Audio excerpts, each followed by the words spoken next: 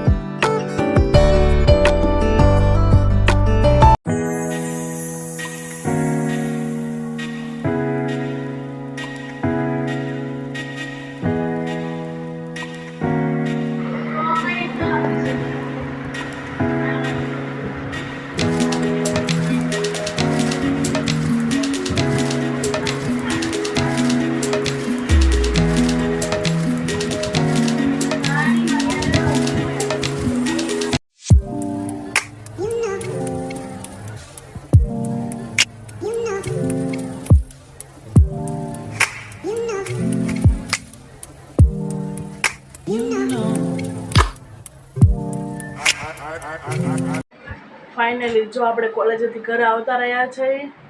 અટાણે જો આપણે હવે સાંજની રસોઈમાં ટાઈમ થઈ ગયો છે, 6:30 થઈ ગયા છે. તો રસોઈમાં આપણે ઢોસા બનાવવાના છે. ચાલો તમને રેસીપી બતાવીએ અને આગળ બન્યા રહી છે. આપણે જો બટેકા બાફવા મૂકી દીધા છે. ચાલો મૂકી જાય. જો મીઠું ને છાલ ઉતારીને આપણે જો બટેકા બાફવા મૂકી દઈએ.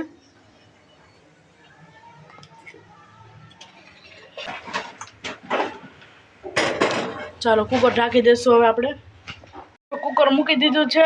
ચટણી આપણે ટોપરાની ચટણી કરી લઈએ.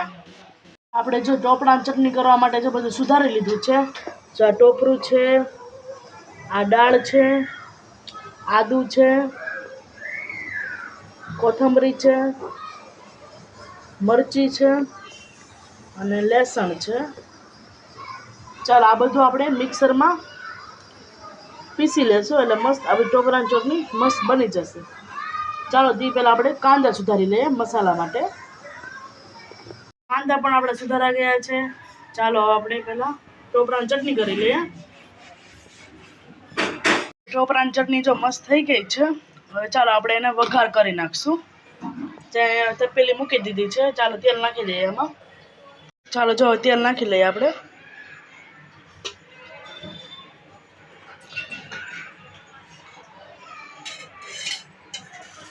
તેલ આવવા દેશું. જો તેલ આવી ગયું છે. ચાલો રહી જીરું નાખી દે.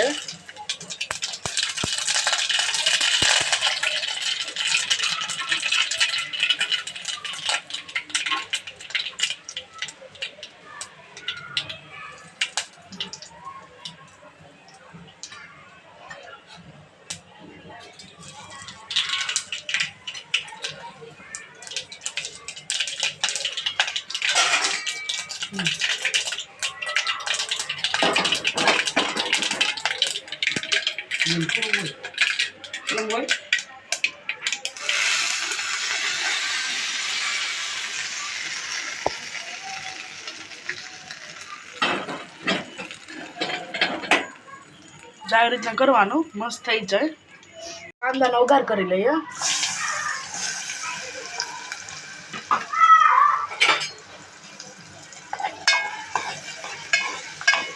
આપણે કાંદા ઘડીક વાર ચડવા દેશું. આપણે બટેકાનો ચૂંદો કરી લઈએ. એટલે જો મસાલો પણ મસ્ત બની ગયો છે, મિક્સ થઈ ગયો છે બટેકાનો ચૂંદો પણ. ચાલો હવે ઢોસા આપણે કરીએ.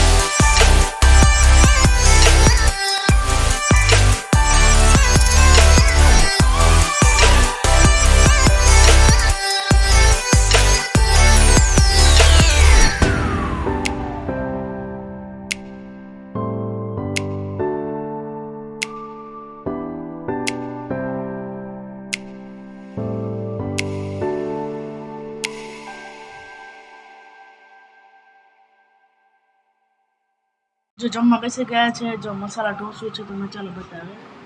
જો આપણે મસાલા ઢોસું છે મસ્ત બની ગયું છે. ટોપરાની ચટણી છે. ચાલો આપણે જમી લઈએ હવે. મસ્ત આપણે જો ઢોસા બનાવ્યા છે. સોફ્ટ જોઈ શકો છો.